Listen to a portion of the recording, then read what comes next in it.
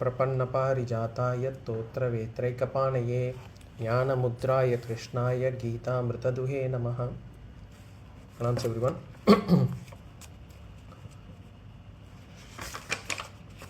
We are in chapter 4, Sloka number 36. Shri Bhagavān uvacha api chedasi pāpebhyah sarvebhyah pāpakṛittamaḥ sarvaṁ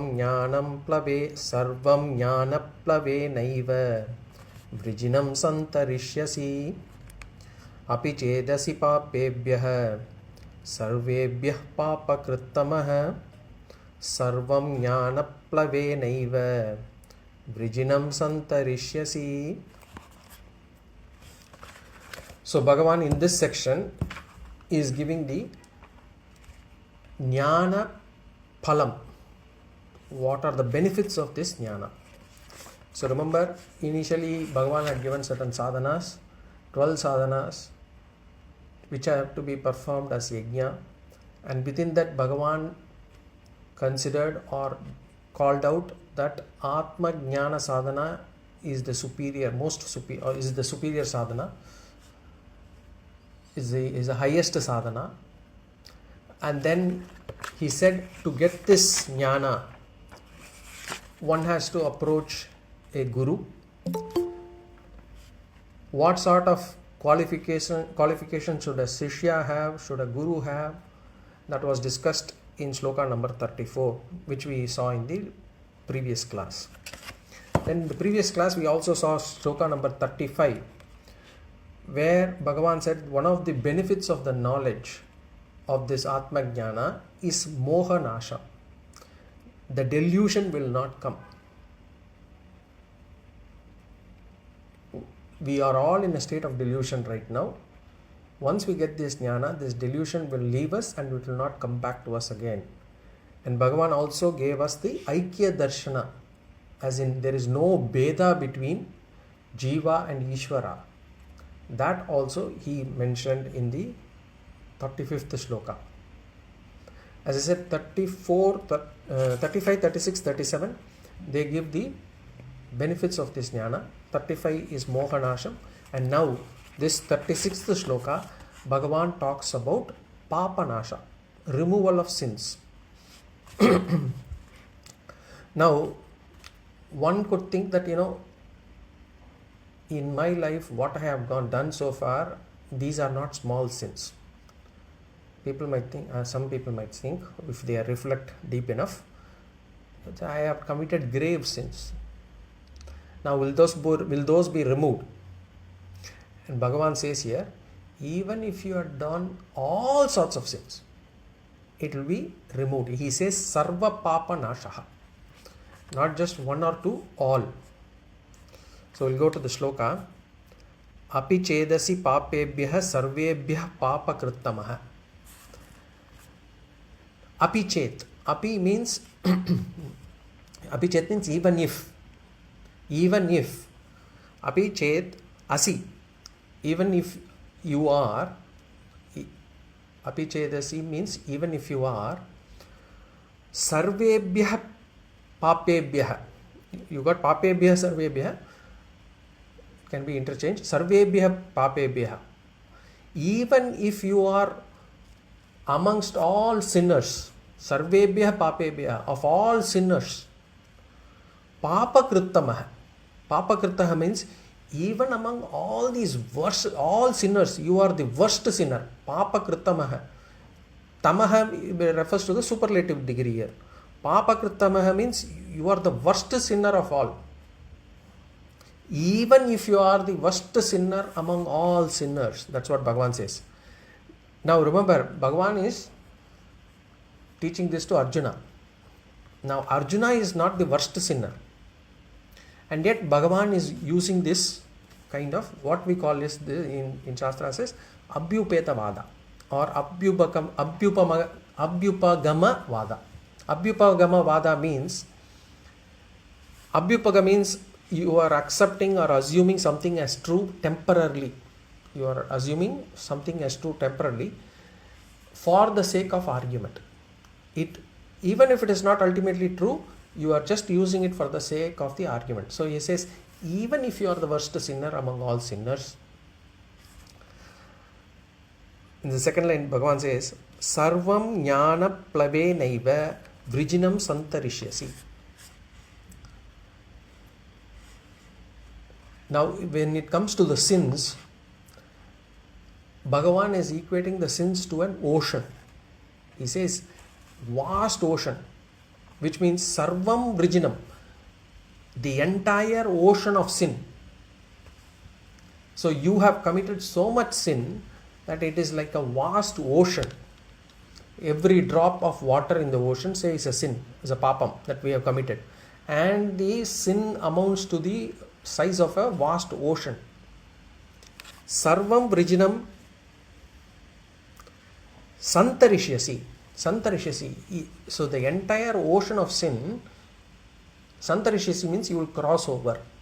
You will cross over. So even if you are a worst sinner, and even if your number of sins amount to the droplets of the water that are there in the vast ocean, you will cross over. Now, how will I cross over? Bhagavan says, jñāna-plavenaiva. Plavena means boat. You will be able, and then says, by the boat of knowledge, jñāna-plavena, boat of knowledge. Through this ātma jnana, you will be able to cross over. And not only you will be able to cross over by this boat of knowledge, Bhagavan says, eva. Eva means only by this boat of knowledge you will be able to cross over. Otherwise, you will never be able to cross over. The amount of sins that we had committed in our previous janmas, we will never be able to cross over by exhausting the sins. How do we exhaust sins? By going through pain or sorrow. Now, every time we go through some pain or sorrow, what we have to understand is, it is not given by the person who is supposedly the instrument of, or who is actually the instrument of our pain and sorrow. It is basically our own karma that is coming back. But we don't realize that. And what happens when we are in pain or sorrow, when we think that it is to be exhausted and therefore we should be keeping quiet, we don't keep quiet. When we get pain or sorrow, we will abuse that person, curse that person, we will ask for, we will seek revenge. And what happens, instead of actually exhausting the papa karma, we will be accumulating more papa karma as a result. So we don't realize that every pain and sorrow that we go through is a result of our karma. So what happens, we will never be able to exhaust our sins. And today we may think that, what we have in this life and what we accumulate in this life as sins only will come into the next life. No. The sanchita karma is enormous. We don't even know what is inside there. And that's why Bhagavan says, even for Arjuna, he says, ocean of sin. Although Arjuna is not the worst sinner, from an argument's sake, he says, you will cross over the ocean of sins. So the only way that we can cross over these sins or get over this karma is only through jnana. Only through atma jnana will we be able to get out of this karma chakra.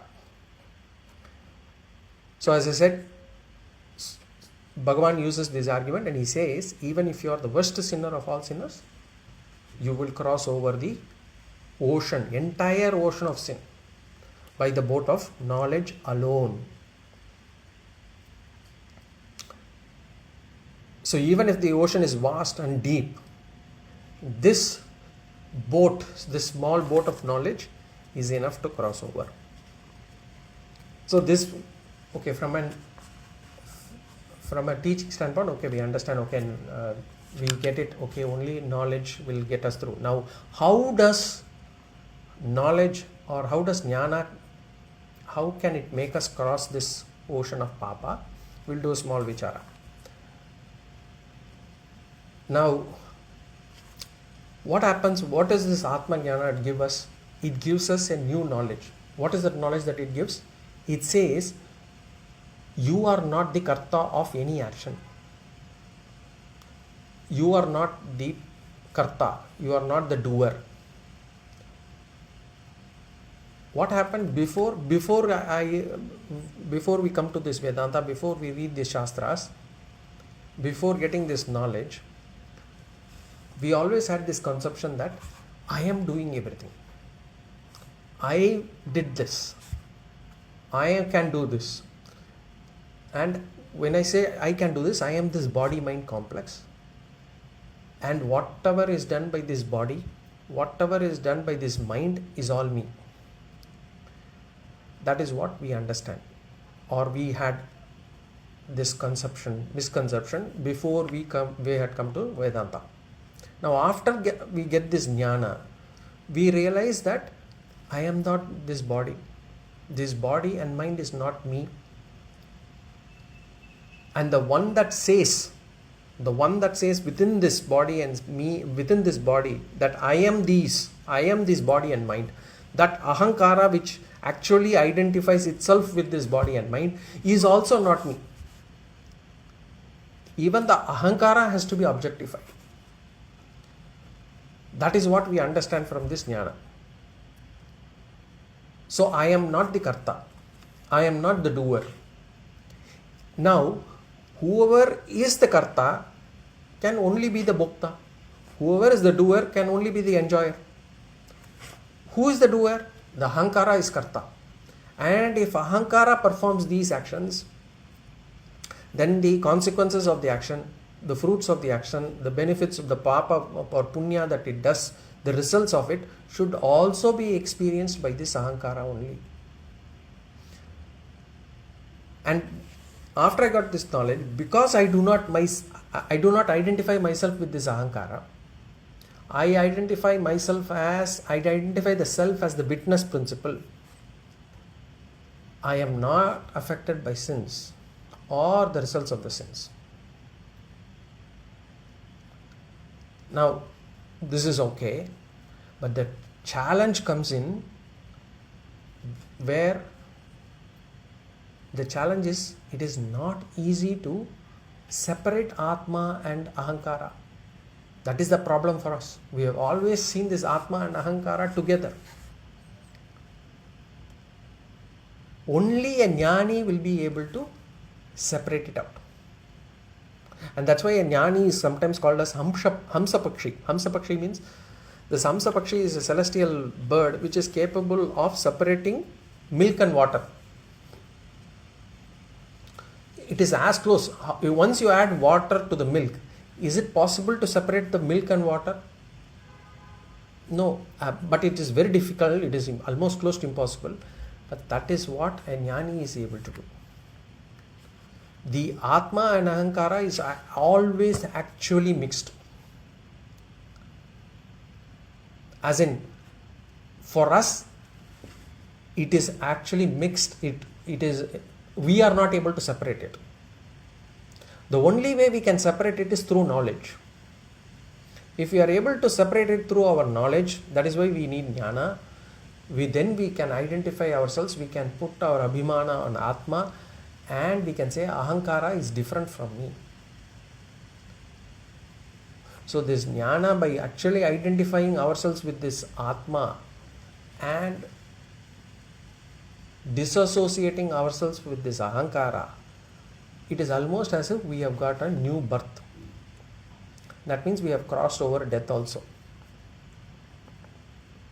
So we can always say the person who is there before jnana is different from the person who has got this jnana.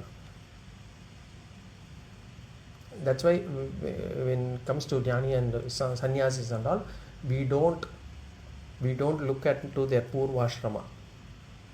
The purvashrama is a different person. The sannyasa ashrama that they have taken, that person is a different person. So here, when we are able to move from one abhimana to another abhimana, this santariṣhyasi, we will cross over. We will be able to cross over the ocean of sin. So this jnana, what it does, the jnana removes ahaṅkāra and it is able to retain ātma. So that is the benefit of jnana. This is the second benefit. So Moha Nāśa, Pāpa Nāśa. Now we'll go to sloka number 37. This is the third benefit Bhagavān is going to give. Yatai dhamsi samidognihi basmasat kurute Arjuna jnānagni sarvakarmani basmasat kurute tata. Yatai dhamsi samidognihi basmasat kurute Arjuna jnānagni sarvakarmani basmasat kurute tatha. So, Moha Nāśa, Pāpa Nāśa, now in this sloka, Bhagavān is saying karma Nāśa. In the sloka 34, Bhagavān also gave Jiva Ishvara Aikya Jnanam, Darshanam. Now he is saying karma Nāśa. Karma Nāśa means karma phala Nāśa. As in, all our karmas will be burnt through jnana. Karma here does not mean actions. Here it means the results of the actions. We use karma for both action as well as results of actions. When Bhagavān says karmaṇyeva adhikaraste, he means the action. When we say yalla en karma, at that point of time we talk about the results of our action. So karma means both action as well as the results of action. So here Bhagavān says the results of the action, they get destroyed. What are the results of the action? Shastras talks of 3 types of karma. Sanchita karma, prarabdha karma, agami karma. When he says sanchita karma, we mean sanchita karma pala, prarabdha karma pala, agami karma pala. But we always call that as karma only. What is sanchita karma? Sanchita karma, chitam means collected. Sanchita means well collected. So that which has been well collected from our previous janmas is called as sanchita karma. So collection of all the papas and punyas that this jiva has yearned over billions and trillions of life or zillions of lives that we have gone through, the zillions of births that we have done or this jiva has taken due to the false identification, due to the ahaṅkāra identification, whatever papa and punya that this jiva has collected is called as sanchita karma. Now from that sanchita karma, a portion of it, a minuscule portion of it is fructified. And through that fructification, a jiva gets a body. That fructified karma is called as prarabdha karma. Now this prarabdha karma is the portion of the percentage, the portion of punya within this prarabdha is high, is more. Then the jiva gets a deva sharira. The jiva gets born as in the higher worlds. If the percentage or the portion of papa is more, then the jiva gets an animal body or a plant body, or it gets born in the lower lokas. But if it is somewhat equal, not exactly 50-50, if it's somewhat equal, then the jiva gets a human body. Okay. So we have all got this human body, and therefore we all have got a mixture of papa and punya as prarabdha. And that is why everybody goes through happiness, everybody goes through pain and sorrow also. There is not one single jiva in this world who only goes through happiness. There is not a single jiva who only goes through pain and sorrow. So that is what we have to understand. So we will talk about human body now. Now this human body and this life within that body, as I said, is based on a portion of mix of papa and punya. It is only a small portion from the huge bundle that we have accumulated. So when we are in this body, what happens? Every situation that we go through, is an exertion of our papa or punya. If I am in a comfortable situation today, it is an exertion of punya. If I am in a sorrowful situation today, it's an exhaustion of papa. We are exhausting the prarabdha. But what happens, even as I am exhausting, we are also accumulating new papa and punya.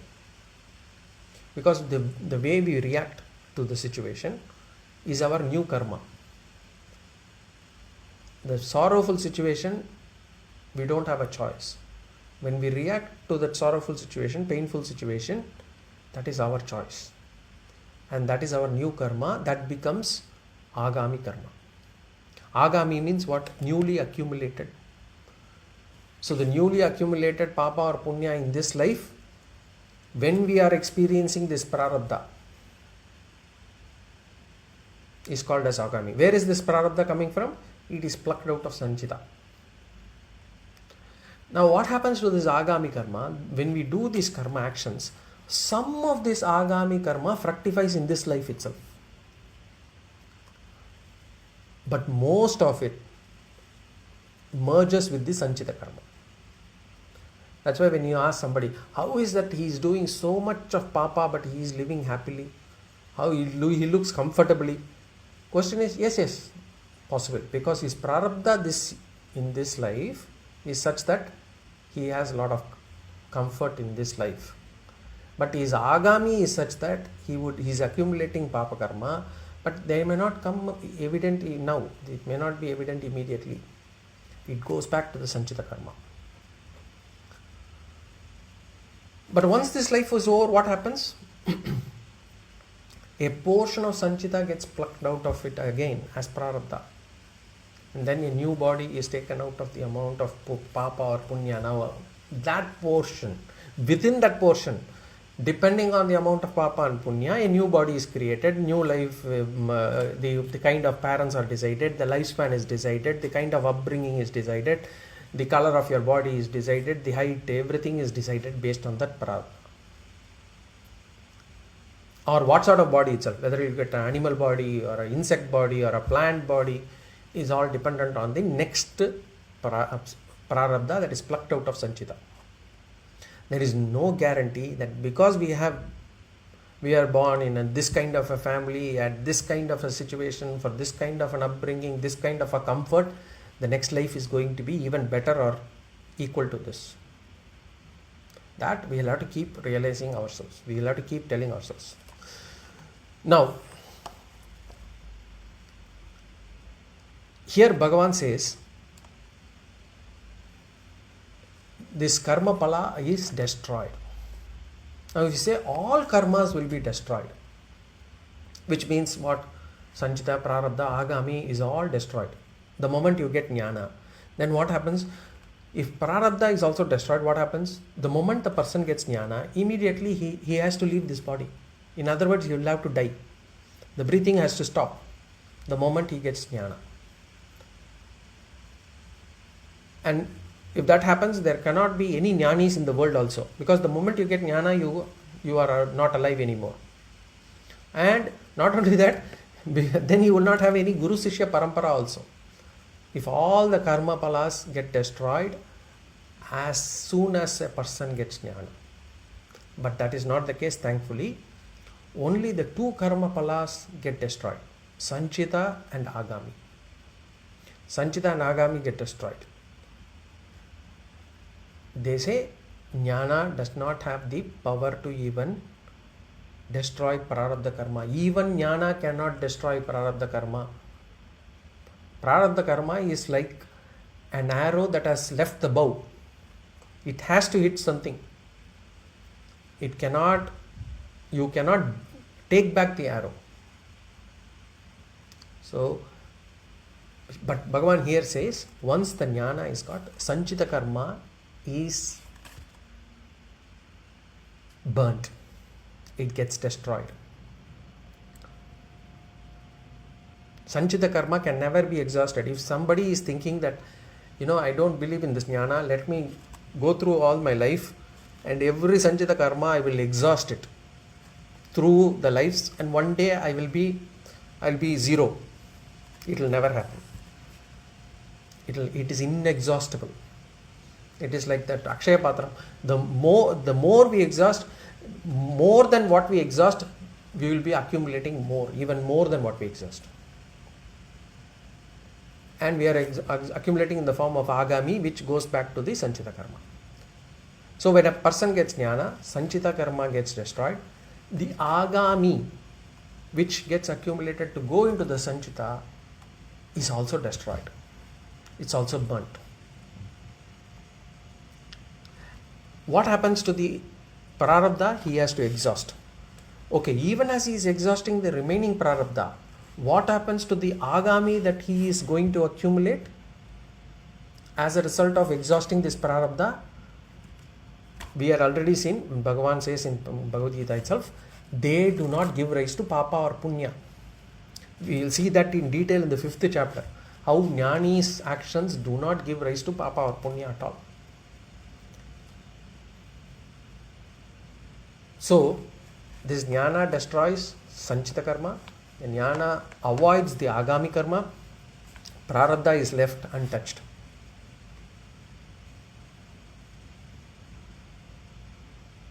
And living such a life where prarabdha, just exhausting prarabdha without accumulating any agami or without having any sanchita, that life is jivan mukti. In that life is moksha. That situation is moksha. Living a life of apurnatva like us is samsara. Prarabdha does not give samsara. We think prarabdha is the one we give samsara. Prarabdha, if we say, we say the samsara what is samsara? The pains that we go through, the emotions that we have, the kinds of situations that we go in, we think it's all because this prarabdha is the cause for our samsara. Prarabdha is not the cause for our samsara. Even jnānī has a prarabdha. The false identification of the self, and as a result of which we have this likes and dislikes, and as a result of likes and dislikes, the karma that we do, the emotions that we are in, the papa and punya that we do, that is samsara. Prarabdha is not samsara. Death, disease, these are all prarabdha. Even Ramana Maharishi got cancer. They are not, this prarabdha is not in our hands. But how we take it is in our hands. Death is not in our hands. Should I cry for 3 days? Should I cry for 3 years? Is in my hands. Something happened in the past. Should I be feeling angry and upset over it even today? Is in my hands. That was prarabdha. How we react after 3 years or 30 years is in our hands. That is not prarabdha. Prarabdha, that has exhausted. Prarabdha does not give us dukkha. Prarabdha gives us situations. It can be difficult situations. But whether to be unhappy over it is in our hands.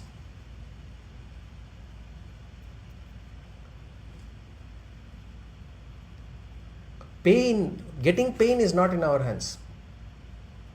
But being sorrowful for that is in our hands. So we cannot claim prarabdha to be the cause for our unhappiness.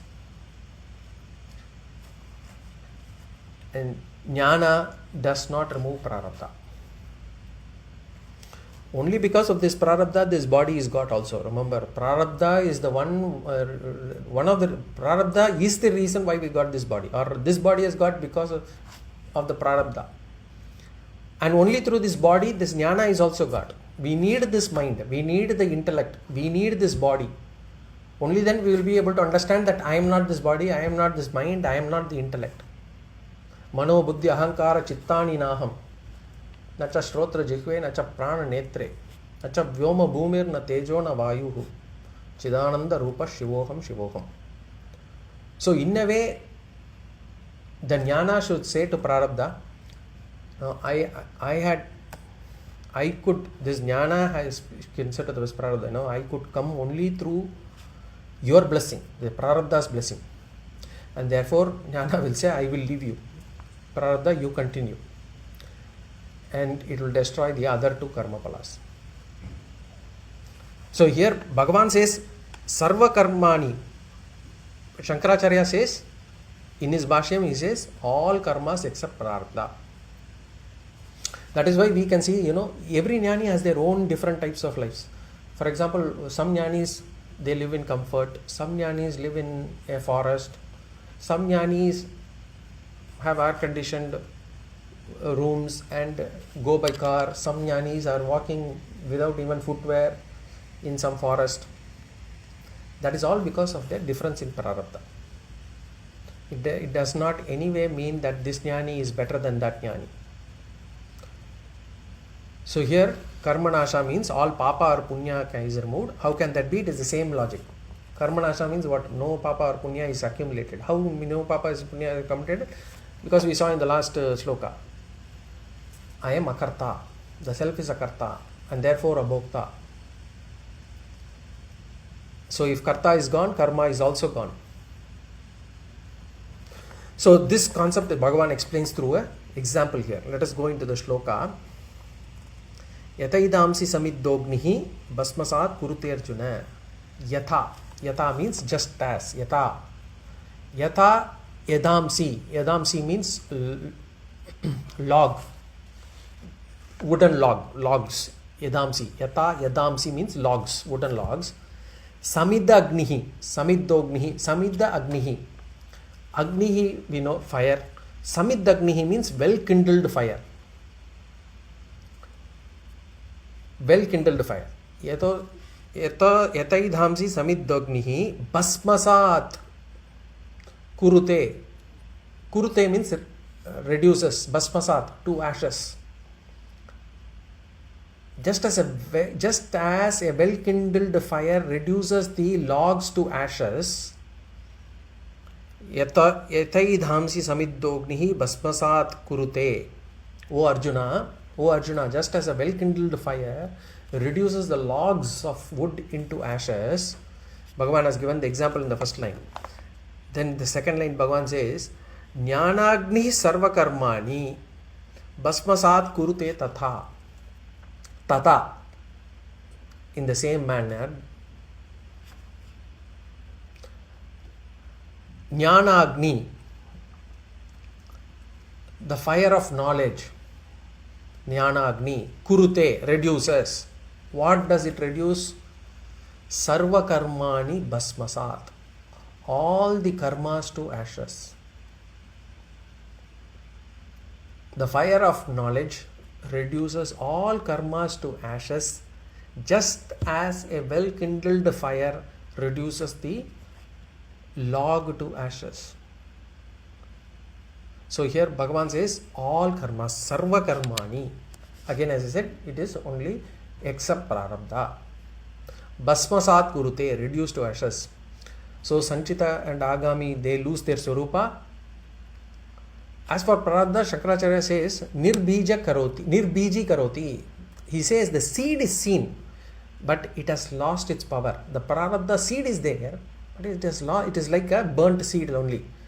When the seed is roasted, it may look like a seed, but it is incapable of developing into a plant or a tree. It has lost its power. In the same way, the prarabdha would have lost its power. Many examples are given in the Shastras. The other example, I think even in the other class I mentioned about another example where for the same prarabdha, how does it continue? It's like the fan example. You have a ceiling fan, you switch off the fan. You switch it off, what happens? Even after it has been switched off, the fan keeps rotating, continues to run for some time, even when there is no electricity passing through. In the same manner, the karma pala stops, the jnani will continue to run. So here Bhagavan says all the karma palas get destroyed. Sanchita karma is burnt, agami is avoided, prarabdha is exhausted. So these are the three benefits that Bhagavan has given in these 3 slokas 3 benefits of jnana. What are they? Moha Nāśa, Pāpa Nāśa, Karma Nāśa. Now go to sloka number 38. Here Bhagavān gives the glory, jnana mahima. He glorifies jnana. We'll see sloka number 38. Ñahi jñānena sadrisham pavitramiha vidyate tatsvayam yoga samsiddha kālenātmani vindati. Ñahi jñānena sadrisham pavitramiha vidyate tatsvayam yoga samsiddha kālenātmani vindati.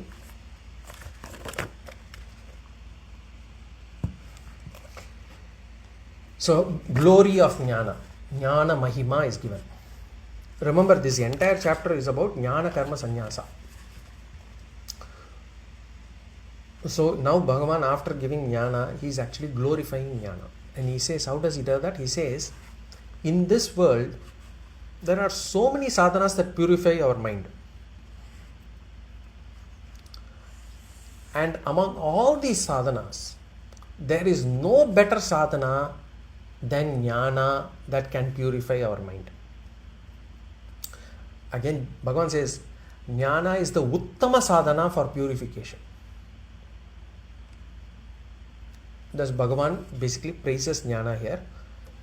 Now, when we listen to this, we could get 2 doubts here. The first doubt is,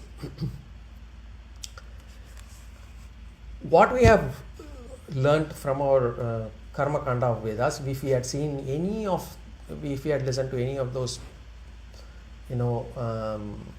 Puranas, Itihasas and all those other than Vedanta, any of the Vedic text or our Shastras, which includes Shrutis, Smritis and all those things. Yajna, Dana, Tapas. The Vedas have been very clear in the Purva Kanda that these are the 3 important sadhanas for purification of our mind. Yajna, Dana, Tapas. Very important. Especially the vrata. The vratam is taught to be a sadhana meant for purification. When most, not just our Sanatana Dharma, within Sanatana Dharma also, outside of Sanatana Dharma also, if you see, fasting, vratam, is considered to be an important sadhana for spiritual growth. Even Mahatma Gandhi, if he feels he had made a mistake, then what he would do? Immediately he will get onto a fast. So if we have any guilt feeling, or if we are exhibiting, say, some kama krodha tendencies, if we want to actually quickly control ourselves or make sure that this doesn't reappear again, or at least the intensity goes down again, then vrata is an important sadhana that can be employed. And it is a universal truth. If we get angry quickly, we decide that we will not eat today. It will not be easy to actually do it, but because of this, we don't want to get hunger pangs, we don't want to be in the state of this, we will actually be this sadhana or this vrata will be very effective in controlling our kama krodha tendencies. So whatever be the vikara, it can be removed with the help of food. It can be for not just for this kama krodha, it can be for lobha moham also. Suppose or madam also. If I make a mistake, or if I matsaryam, if I get jealousy in my mind, first of all, it is important that we are able to identify that our jealousy is in our mind. That itself, many people will not be able to do it. But if we are able to do it, and if we want to correct it, then we can always take this as a vrata, as one of the sadhanas to quickly get over that. So various shastras have been given for purification. The uttama sadhana being vrata. Now, that does not mean that one should actually fast until one gets sick, one gets ulcer or something like that. It should be done in a manner where the body is able to take it. We should only fast to the extent possible. And we should try to stretch it out slowly. Even otherwise, we need not use this vrata only if we make a mistake. Vrata can be taken up for positively also. That's why we have this Ekadashi vrata, all these vratas, or Sankadahara Chaturthi vrata and all those things. What we should understand is, we should try to stretch it slowly, and the other thing is, we should learn to abstain from what we find attractive, what we find addictive. This is also to improve our vairagya. This delayed gratification is one way to actually develop vairagya on things. So this is one of the sadhanas. Similarly, if you look at it, dhanam purifies our mind. Why? Because lobham, the greed, that is actually a vishesha guna of human beings. If there is a single defining trait of a human being, say for example, for a dog, if you say the single defining trait of a dog, of any dog, is loyalty. The loyalty is the defining trait of any dog. Similarly, for human beings, the single defining trait is lobham, greed. And that is why it is not easy to do dhanam. That is why you have so, in our society, we will have all these things. We do not want to give. We will always say, Tanak minjina dhanam. We will always say that I need to, but how much I need before I can share, that is the question. And everybody has a different scale to measure that. So lobham is our swabhava. And dhanam is the only way to overcome that. Unless we do dhanam, lobham will not get out of our mind. Shastra says dhanam will purify our mind, yajna purifies the mind, so vratam purifies the mind, tapas purifies the mind. So yajna, dhana, tapas, all of them purify our mind. But here Bhagavan says jnana is the best among all sadhanas for purifying the mind. Now this we would have not seen in Karma Kanda. In Karma Kanda of Vedas or any of the Puranas that we actually read or any of those things, nobody would know. There nowhere it is said that jnana purifies your mind more than yajna, dana, tapas. It's only available here in Upanishads and Bhagavad Gita especially. And that's why we call it as a secret. In one of the chapters we will call this as Rajaguhyam. It's a divine secret. Or Raja means not divine, but basically it's secret. And then how can it be?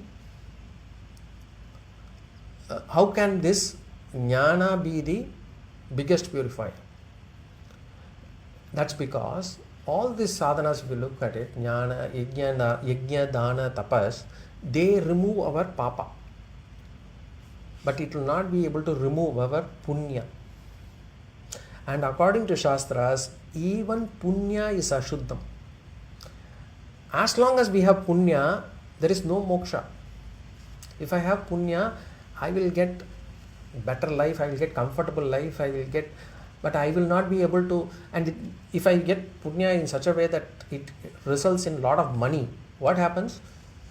Money, if a person has a lot of money, what will happen? They try to improve their lifestyle. So what happens in the society? They go to a select group of people, and there you are more and more materialistic. Nobody with a lot of money would want to stay in an agraharam, doing, going to temple daily, being involved in spiritual activities. If they have money, they want to live a high quality life, be seen in parties, be materialistic more and more, where the chances of a person to go into adharmic activities is even more. They will indulge in gossip, they will indulge in whatever, drinking, whatever. You would not be looking forward for a spiritual life. So even punya is ashuddham. And as long as there is no punya, there is no moksha also. So here, jnana alone can remove punya.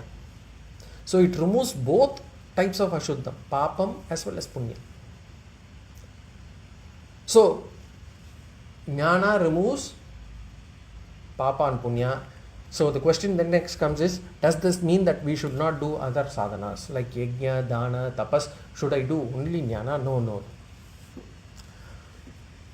We should perform other sadhanas to remove pāpa and gain punya. Punya is like a currency. The punya can be used for worldly pleasures, for materialistic gains, for being in high society, for living a comfortable life, for having multiple cars, by having multiple big houses and all those things. This punya can be a currency for spiritual growth also. This punya can be or should be used for chitta shuddhi, for getting the right guru, for getting jnana. That also we can use. And so first we should do yajna, dana, tapas, gain punya. From that punya we should actually remove, get jnana, and through that jnana we remove punya also. Because as long as there is punya, there is no moksha. So jnana is able to remove both pāpa and punya. And therefore Bhagavān calls this uttama pavitram. Means pavitra means purification sadhana. Uttamam, it's a superlative. So this is one doubt. The second doubt is, it's a technical point, more a technical point. The second doubt is, Shastram says jnanam bodhakam na karakam. As in jnana, knowledge, it can show bodhakam, it can preach, teach, but na karakam, it cannot act. So how do you say that it will be able to remove something? It cannot act on its own. It can only teach you something. For example, knowledge on Rishikesh will tell me where is it, what sort of weather is there, etc. But that knowledge will not take me to Rishikesh. So knowledge can only teach me, it cannot do any action. And when you say remove punya, it's an action. How does this jnana be able to do this? So jnana can show, but it cannot act. So the question is, how can jnana bring something or remove something?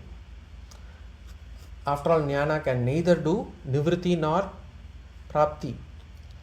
So how is this jnana able to remove this ashuddham pāpa punya? And this is the argument that Purvamīmāṁsakas they do. Purvamīmāṁsakas are basically people who believe in the karma kanda of the Vedas. They believe in rituals. They believe only in karma to give moksha. And for them the moksha is a heaven. They are not jivan mukti. Means heaven is moksha for them. So they claim that jnana cannot remove pāpa and punya. Therefore you will have to come to karma kanda, perform the sadhanas, yajna, dana, tapas, and that will take you to the Swargaloka, and that is moksha for you. So this is their argument, that jnana can neither do nivritti nor prapti. How can jnana gain moksha? Our answer is yes, jnana cannot do nivritti, jnana cannot do pravritti also. But then we have a counter question. We say, can jnana remove ignorance? Can jnana remove ajnana? The answer is yes. So ignorance alone is removed by jnana. Right? And if the ignorance is the cause for something else, then the removal of ignorance will remove the things that are brought out by ignorance also.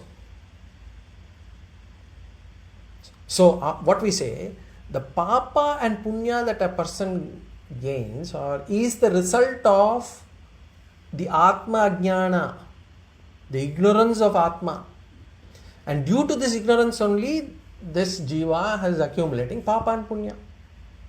So if we are able to remove this ātma jñāna, then automatically the pāpa and punya are also removed. Because ignorance is the cause of ahaṅkāra, ātma jñāna is the cause of ahaṅkāra, that I am this body mind. This ahaṅkāra is the result of, as a result of this ahaṅkāra, we talk about kartritvam, I am the doer. And if I am the doer, I am also the enjoyer. And if I am the enjoyer, I enjoy the pāpa and punya, which is the result of the actions. But if I remove this ignorance, ahaṅkāra is removed, kartritvam is removed, and therefore pāpa punya also is removed. So jnana does not have the power to remove papa punya, but what it does is basically it removes ahaṅkāra, ignorance, and thereby removes ahaṅkāra, thereby removes kartritvam, and thereby removes papa and punya. So it's not a direct removal, but indirectly. So, and if our sorrow is a result of our ignorance, that sorrow is also removed because the ignorance is removed. That's why in Shastras, in Vedanta, when we come, the first and foremost that we do is to establish the fact that all our sorrows, the cause of our sorrows is ignorance. Ignorance is the cause of our sorrows. That we have to establish first. This is very important, and all the study that we do in Vedanta, we have to keep remembering that ignorance is the cause of our sorrow. If we continue to remember that, if we continue to think that others are the cause of my sorrow, others are the cause of my joy also, then we have not got the basic fact right, and therefore will not be able to relate to the teachings of Shastras. We will always find fault with the Shastras. We think the Shastras is not correct. This doesn't work in the current life. For current world, it doesn't work. Why do we say that? Because we have not been able to establish or understand clearly the fact that ignorance is the cause of the sorrow. And therefore, we do not think that the Shastras are, we say that the Shastras are not relevant for this yuga, for this day and age. And that is because we have not understood it clearly. Only if we establish ignorance is the cause of sorrow, we can establish that jnana is required to remove ajnana. And therefore to get this jnana, we need to have sadhana chatushta sampatti. And then we go one by one to accumulate each of those values, what we need to do. So, jnana does not directly remove papa punya, but by removing ignorance, the papa and punya is removed. So, jnanam paramam pavitram. Jnana is the highest purifier. This is what Bhagavān wants to, this is the vichara that we do. So, Bhagavān says jnanam is paramam pavitram in this sloka. We will go into the sloka in the next class. Any questions or comments?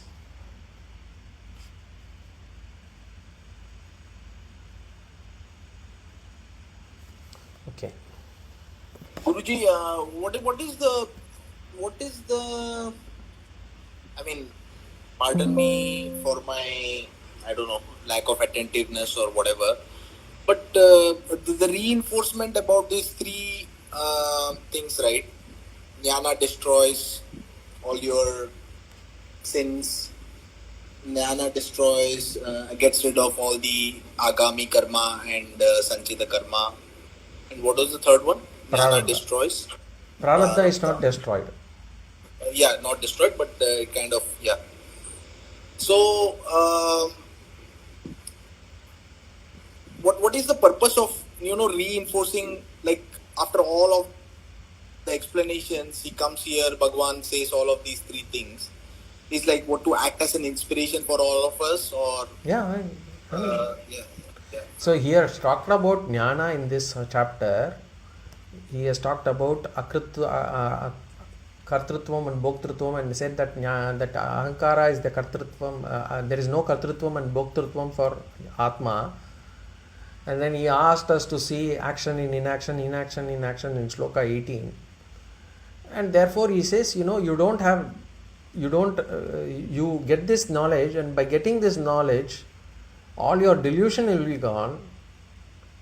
All your punyas are all, even if you are the worst sinner, this you don't need to worry. As long as you get that jnana, all the sins you will not feel the effects of the sin. You will be able to overcome the sins. You need not exhaust all your sins, outcome of your sins, papa. And not only papa, he says karma nāśa, which means even your punya is exhausted, because your punya is not exhausted, your punya is also avoided, because that will also get destroyed, because you don't need to be born again. The jiva doesn't take up another life.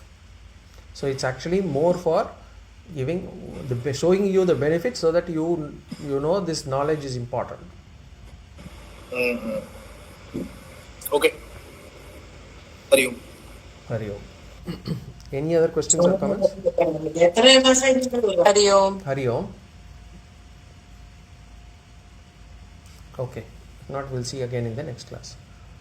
Om. Hari Om. Sri Gurubhyo Namaಃ. Om Purnamada Purnamidam Purnat Purnamudachyate Purnasya Purnamadaya Purnameva Vashishyate. Om Shanti Shanti Shanti. Hari Om. Sri Gurubhyo Namaha. Hari Om.